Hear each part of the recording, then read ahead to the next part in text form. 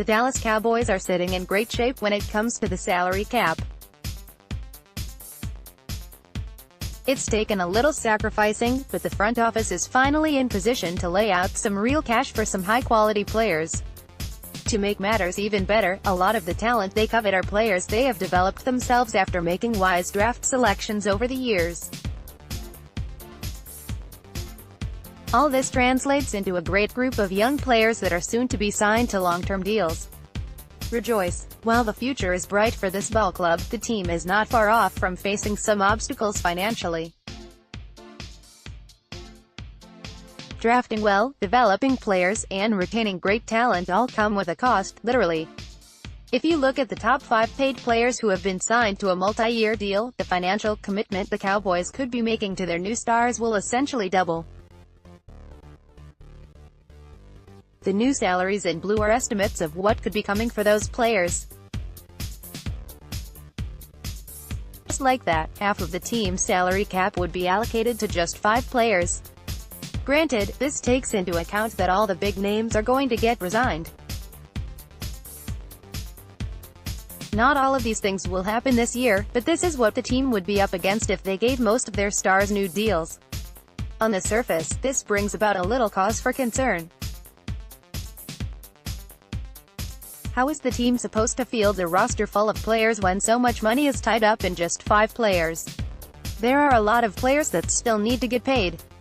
If you take just the top 10 players, the team is using up 75% of their final resources. This is a 50% increase over what the top 10 was costing the team over the previous 2 seasons. It's great to have a strong core of talent, but it means some tough decisions ahead. Here are 5 things to keep in mind when it comes to the Cowboys' salary cap and the decisions ahead of them. 1. Dak and Tank are precious commodities. Regardless of how valuable you believe Dak Prescott and DeMarcus Lawrence are to the team, they both play important positions. Quarterbacks and edge rushers are as vital as they come in terms of value to a football team. And while neither of them are the best at their respective positions, both are good players and the price to retain talent at these positions is ridiculously expensive. These 2 players alone will eat up $50 million of the team's cap space, and you won't find a more expensive tandem until the Los Angeles Rams sign Jared Goff to his second contract, Aaron Donald's $22.5 million annual cost. A lot of teams have either a franchise quarterback or an elite rusher, but very few teams have both. At 25 and 26 years old respectively, Prescott and Lawrence are hitting their prime. Cringe at the cost, but smile as they lead the defense to success for years to come.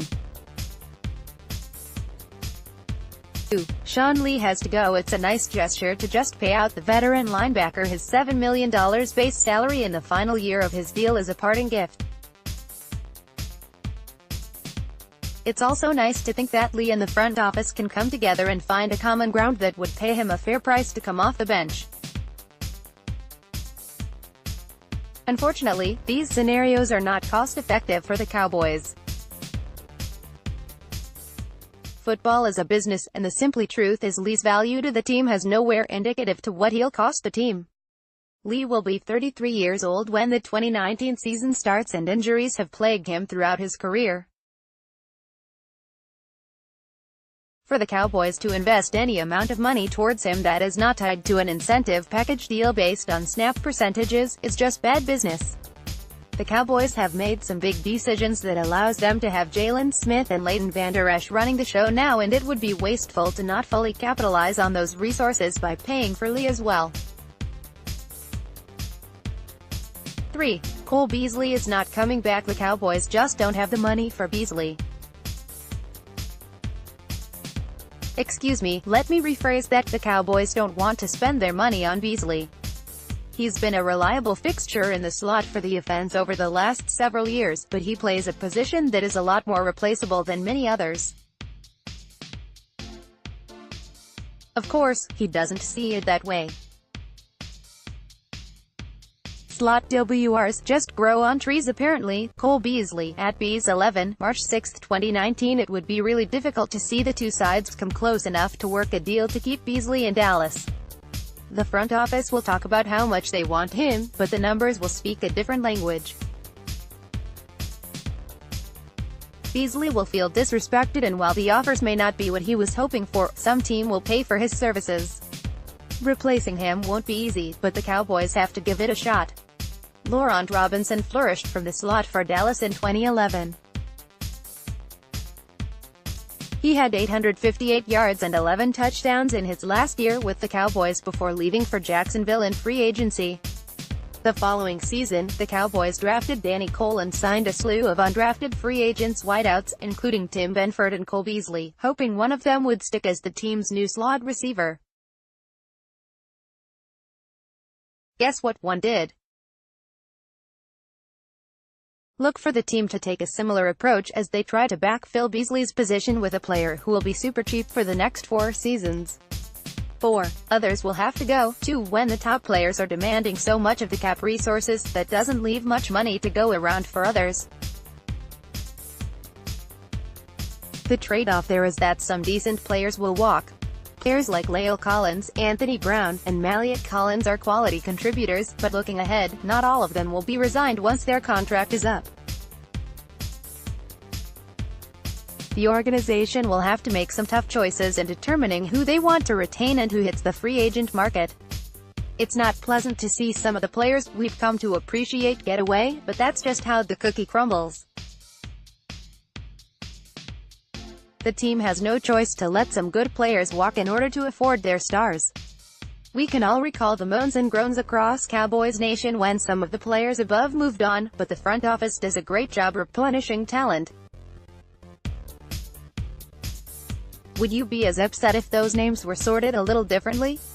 If players the team drafted on day 3 or signed as UDFAs are netting them compensatory picks later, then I'd say they are working the system nicely. 5. Forget free agency, focus on the draft. It would be great to add a player like Earl Thomas or Landon Collins to the defense, but if the team added a high-priced player to the team, they'd have to account for it somehow. Are they willing to say adios to Byron Jones or Jalen Smith? Or do they want to start restructuring again to create space, pushing costs down the road? Making these investments from the outside adds extra risk, and it would sting if they got hit with some sour apple deals. Just ask the New York Giants. Instead, the Cowboys need to do what they do, make great draft selections.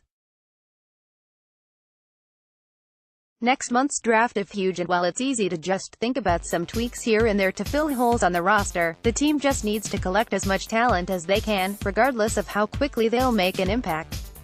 Build for the future. The Cowboys will still use free agency to fill gaps, but it would be shocking to see the team make a big purchase.